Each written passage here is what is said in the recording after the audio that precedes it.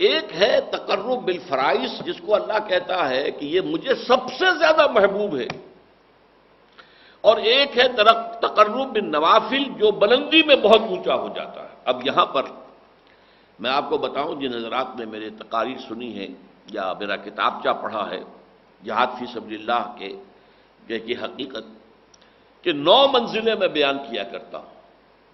سب سے اونچی منزل تو لازماً 9ویں ہے، سب سے اہم منزل وہ پہلی ہے، یہ اچھی طرح سمجھ لیجیے۔ پہلی ہوگی تو دوسری ہوگی، دوسری ہوگی تو تیسری ہوگی، پہلی ہی نہیں ہے تو اوپر کا کیا تصور؟ تو ایک ہے اہم ترین ہونا، ایک ہے بلند ترین ہونا۔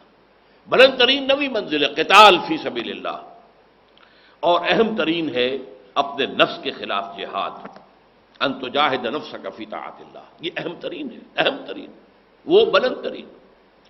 اسی طرح حضور کی ایک حدیث میں آیا، صحابہ سے سوال کیا کہ تمہارے نزدیک سب سے خوبصورت ایمان کس کا ہے؟ عجب عجیب، عجیب عربی زبان میں اردو میں ہم کہتے ہیں کہ جو وہ نئی سی بات ہو، عجیب۔ عربی میں عجیب کے معنی ہے صرف خوبصورت کے، خوبصورت بات۔ سب سے زیادہ خوبصورت ایمان کس کا ہے؟ صحابہ نے کہا فرشتوں کا حضور نے رد کر دیا، انبیاء کا رد کر دیا، ہمارا رد کر دیا۔ پھر فرمایا کہ سب سے ان اعجب الایمان خلقا لاخوانی الذین یاتون من بعدی یجدون صحفا فیہ کتاب اللہ فیؤمنون بما فیہا، میرے نزدیک خوبصورت ترین ایمان میرے ان بھائیوں کا ہوگا جو میرے بعد آئیں گے، اور انہیں تو صرف اوراق ملیں گے جن میں اللہ کی کتاب لکھی ہوگی، اس پر ایمان لائیں گے۔ اب دیکھیے افضل ترین ایمان صحابہ کا ہے، کسی بڑے سے بڑے ولی کا ایمان بھی کسی ادنا سے ادنا صحابی سے بڑھ کر نہیں ہے، یہ نوٹ کر دیجیے، یہ ہمارا اجماعی عقیدہ ہے۔ افضل ترین ایمان صحابہ کا، لیکن خوبصورت ترین، عجب ترین ایمان یہ ہے کن کا جو میرے بعد آئیں گے، انہیں تو اللہ کی کتاب ملے گی اور آنکھ میں لکھی ہوئی، اس پر ایمان لائیں گے۔ تو ان دونوں چیزوں کو رکھیے، ایک ہے سب سے زیادہ محبوب اللہ کو کیا ہے، وہ تو فرائض کے ذریعے سے تقرب ہے، اور سب سے اونچا جو ہے تقرب کا مقام وہ نوافل کے ذریعے سے ہے۔ اب جو باریک بات ہے وہ سمجھنے کی ہے، اس میں حالات کے اعتبار سے فرق واقع ہو جائے گا۔ فرض کیجئے نظام باطل کا غلبہ ہے، اس میں تو فرض ہے اس نظام باطل کے خلاف جد و جہد، اس کو ختم کر کے جڑ سے اکھیڑ کر جو اللہ کا دین ہے، دین حق، اسے غالب کرنا۔ اس فرض کو تو آپ بھولے ہوئے ہیں، نوافل میں زور لگا رکھا ہے، ساری رات کھڑے ہیں، نفلیں پڑھ رہے ہیں، روزے رکھ رہے ہیں، جو بھی روزہ حضور سے ثابت ہے وہ سب رکھ رہے ہیں۔ یہ جو نوافل یہ اللہ کے ہاں قبول نہیں ہے۔ فرض کو چھوڑ کر اگر کوئی شخص فرض نماز چھوڑتا ہے، وہ نہیں پڑھتا 5 وقتہ نماز اور باجماعت کا اہتمام نہیں کرتا، تو اگر ساری رات بھی کھڑے ہو کر نوافل ادا کرے گا تو 0 ہے، اس لیے کہ پہلے فرض ہے، نفل کا بعد۔ ہاں نوافل کے ذریعے سے تقرب بلند ترین تو ہے، لیکن یہ کب ہوگا؟ جب اللہ کا دین قائم ہو گیا ہو، نظام حق کا ہے، اس نظام کو آگے پھیلانا حکومت کا کام ہے، نظام خلافت جو ہے ان کا کام ہے، اللہ کی کتاب کی تعلیم و ترویج یہ اب حکومت کا کام ہے۔ اب افراد کو اجازت ہے وہ نوافل پر زور لگائیں، راتوں کو جاگیں، روزے رکھیں، اور بھی جس طریقے سے بھی نوافل پر اس حالت میں جو نوافل کے ذریعے سے تقرب حاصل ہوگا وہ بلندی میں وہ پہلے اس جو تقرب ہے بالفرائض اس سے بلندتر ہو جائے گا۔ لیکن اگر دین اللہ کا قائم نہیں اور باطل کا غلبہ ہے، اس میں آپ نوافل کا اہتمام کر رہے ہیں، اگر وہ جد و جہد بھی کر رہے ہیں، اس نظام کو ختم کر کے اللہ کا دین قائم کرنے کی پوری کوشش کر رہے ہیں، تن من دھن لگا رہے ہیں، اور اس میں کچھ نوافل کا بھی اہتمام ہو جائے تو نور علی نور، سونے پر سہاگا۔ لیکن اگر اس سے قطع نظر، اس کے تو خیال ہی نہیں، اس کا دھیان ہی نہیں، جیسے ہمارے ہاں کیا ہے جو سلسلے چل رہے ہیں خانقاہی، ان میں سے کسی کو فکر نہیں کہ نظام باطل جو ہے اس کے خلاف بھی کوئی جد و جہد کرنی ہے، لیکن یہ کہ وہ سلوک کی منزلیں طے ہو رہی ہیں، مقامات طے ہو رہے ہیں، اور اونچے سے اونچے روحانی مقامات کی طرف انسان بڑھتا چلا جا رہا ہے۔ یہ طریقہ صحیح نہیں ہے، یہ فرض ہے۔ اس فرض کو اس کی طرف سے بے اعتنائی برت کر نوافل کی طرف دھیان کرنا، یہ دین کے فلسفے اور حکمت کے بالکل خلاف ہے۔ میں اس کو ذرا اور زیادہ ہائی لائٹ کرنے کے لیے کہتا ہوں کہ فرض کیجئے، تصور کیجئے، جب دامن احد میں جنگ ہو رہی تھی اور مسلمان زندگی اور موت کی کشاکش میں تھے، اس وقت خود حضور جس طریقے سے زخمی ہوئے ہیں، اتنا خون آپ کا بہہ گیا کہ آپ بے ہوش ہو کر زمین پر گر گئے ہیں، صلی اللہ علیہ وسلم، فداہ آباؤنا و امہاتنا۔ اگر اس وقت کوئی شخص مسجد نبوی میں بیٹھا ہوا نوافل پڑھ رہا ہے کھڑا ہوا، یا وہ کوئی نعت جو ہے پڑھ رہا ہے، یا کوئی بیٹھ کے تسبیح کر رہا ہے، تو اس کے بارے میں کیا رائے آپ کی ہوگی؟ وہاں تو حضور اور صحابہ جان کی بازی لگائے ہوئے، اور یہاں یہ نوافل میں لگا ہوا ہے، تو وہ نوافل تو زیرو نہیں ہوں گے، بلکہ اس سے بھی منفی ویلیو اس کی ہو جائے گی، وہ منافق شمار ہوگا۔ اسی طریقے سے اگر دین کا غلبہ ہے اور نظام خلافت قائم ہے، تو بہت سے فرائض اس نظام خلافت کے ذمے چلے جاتے ہیں، انڈیویجول اس سے بری ہو جاتے ہیں۔ اس نظام خلافت کو جب ضرورت ہوگی کہ فلاں محاذ پر 10,000 آدمی چاہیے، وہ 10,000 آدمی نکل آئیں گے، تو باقی سب کی طرف سے فرض کفایہ ادا ہو گیا۔ وہ گھروں میں سوئے یا رات بھر کھڑے رہے، نوافل رکھے پڑھیں یا روزے رکھے، بالکل ٹھیک ہے، یا کسی علمی کام میں لگے رہیں، تفسیر لکھنے میں لگے رہیں، حدیثیں جمع کرنے میں لگے رہیں، فقہ کی بحثیں جو ہے وہ کرنے میں لگے رہے، ٹھیک ہے، بالکل صحیح ہے۔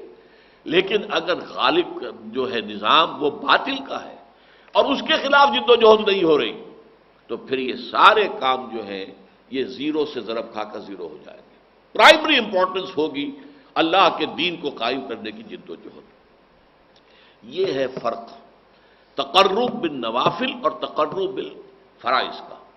اب یہاں اس آیت میں دیکھیے کس خوبصورتی کے ساتھ آیا ہے، یا ایھا الذین آمنوا اتقوا اللہ وابتغوا الیہ الوسیلۃ وجاہدوا فی سبیلہ لعلکم تفلحون۔ جہاد کرو اس کی راہ میں، یہ ہے فرض۔ نوافل اور رات کو کھڑے رہنا یہ نوافل ہے، روزے رکھنا نوافل ہے، روزے رمضان کے فرض میں باقی نفلی ہیں، لیکن جہاد، اللہ کی راہ میں جہاد، جد و جہد، جان اور مال کا کھپانا، کس لیے؟ تاکہ اللہ کا دین قائم ہو، اللہ کا نظام برپا ہو جائے۔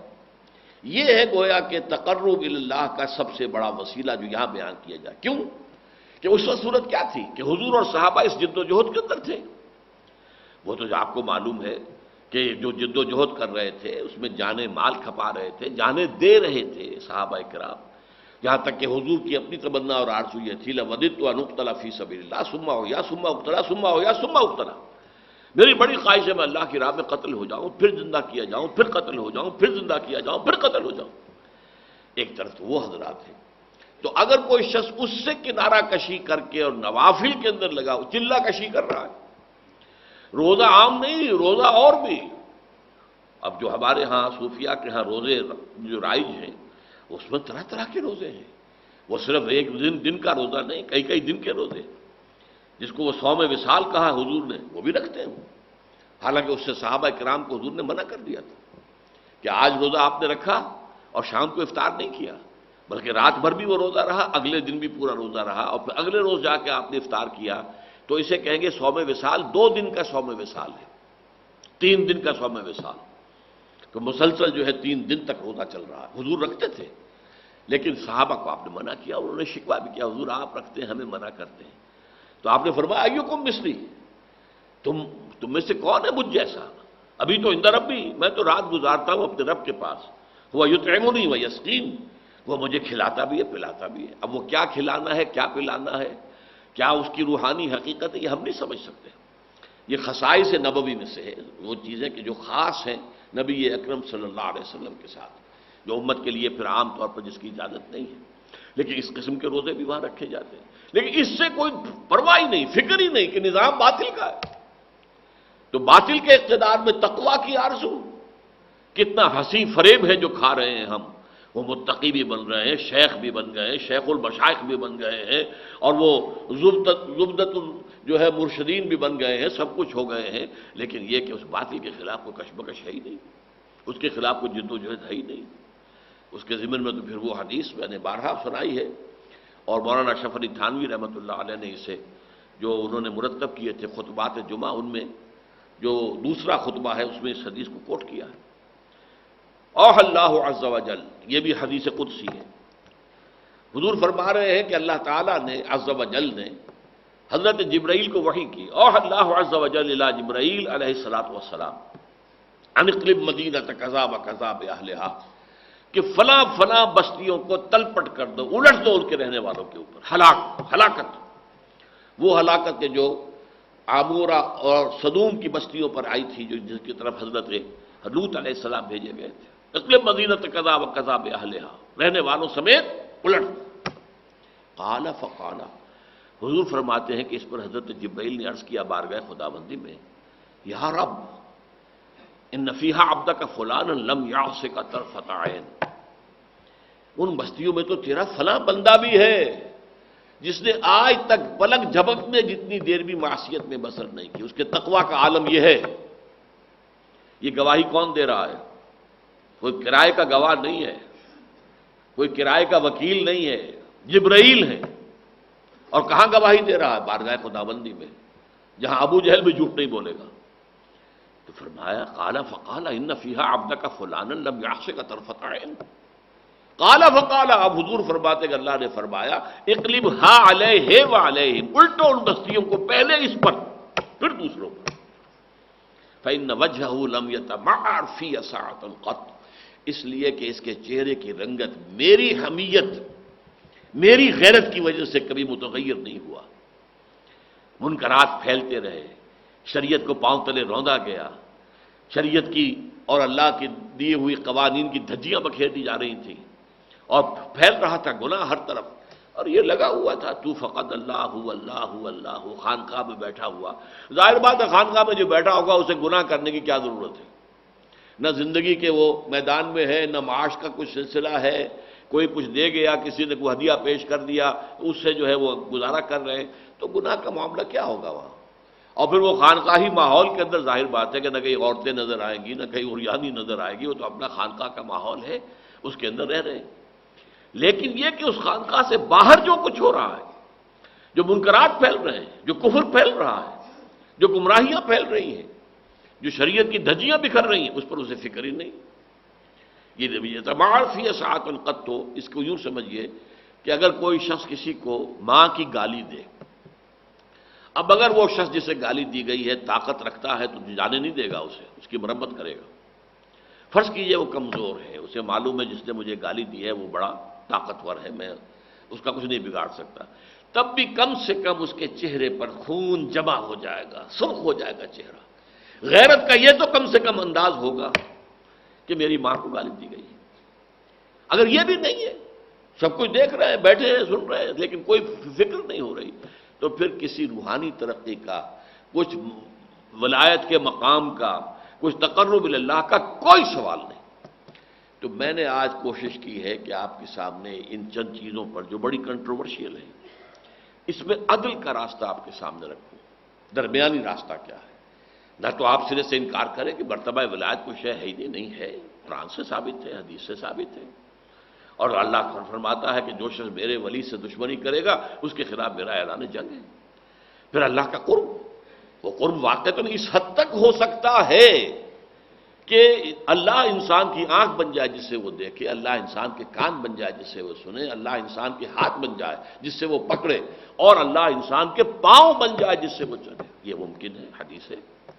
اس سے ظاہر بات ہے کرامات کا صدور ہوگا، کرامات کا ظہور ہوگا، لیکن اس کے ساتھ اس بات کو سمجھنا، ان میں پہلی شرط تقویٰ ہے، اور نمبر 2 یہ کہ یہ تقرب اللہ کے لیے ایک ہے فرائض کے ذریعے سے۔ جہاد فرض ہے، فرض عین ہے، باطل کا غلبہ ہے تو فرض عین ہے اس کے خلاف جد و جہد کرنا، اور اس کے لیے اجتماعی جد و جہد کرنا۔ جیسے نماز 5 وقتہ فرض ہے، اور اس کے لیے اگر کوئی شخص مسجد سے فاصلہ اس کا زیادہ نہ ہو اور وہ گھر میں نماز پڑھے، اس کی نماز قبول نہیں ہوگی۔ لا صلاۃ علی جار المسجد الا فی المسجد، جو مسجد کے پڑوس میں رہتا ہے اس کی نماز قبول نہیں ہوگی اگر وہ مسجد میں حاضر ہو کر نماز نہیں پڑھ رہا 5 وقت، جماعت کا انتظام نہیں کرتا۔ تو ان فرائض کی طرف توجہ نہ ہو، اللہ کے دین کے غلبے کی جد و جہد نہ ہو، اور نوافل کے ذریعے سے، چلہ کشیوں کے ذریعے سے، مراقبوں کے ذریعے سے، اور وہ نئے نئے ایجاد کردہ اذکار کے ذریعے سے انسان سمجھے کہ میں تقرب بالنوافل کے اس مقام پر فائز ہو جاؤں گا، تو یہ دوسری بہت بڑی غلط فہمی ہے۔